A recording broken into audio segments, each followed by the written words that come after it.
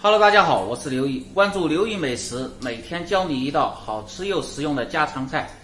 今天分享的是肉炒南瓜丝，酱香微辣，好吃下饭。有很多朋友不喜欢吃南瓜，大厨今天教你这个方法，让你多吃几碗饭。关键价格实惠，做法还简单，喜欢的赶紧试试。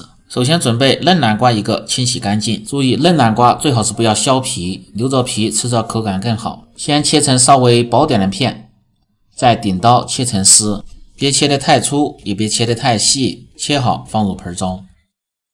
再准备点小料，大蒜先拍破，然后再剁成蒜泥，这样更容易激发蒜香味。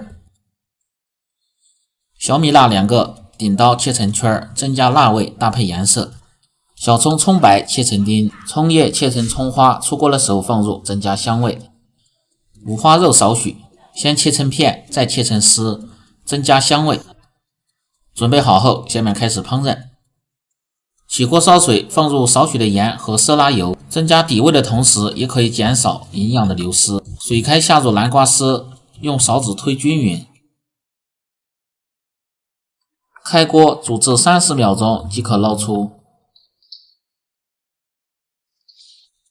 另起锅，把锅烧干，用色拉油滑下锅，防止炒肉的时候粘锅。把好倒出，锅中放入适量的葱油，油热下入切好的五花肉丝，保持中火，慢慢的煸炒，煸炒出多余的水分，煸出油脂，煸出香味。接着下入葱姜蒜和小米辣，炒出香味。放入适量的料酒，去腥增香；适量的蚝油提鲜，生抽适量，提味又增色。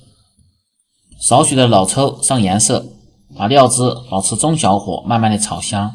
炒香后，再下入控干水的南瓜丝，翻炒几下，炒匀酱汁，炒出香味，炒出南瓜里边多余的水分。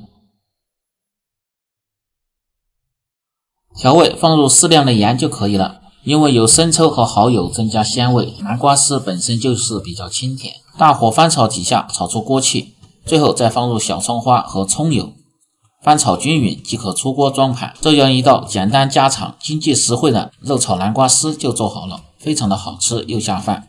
更多家常菜请关注刘毅美食，感谢您的支持，我们明天再见。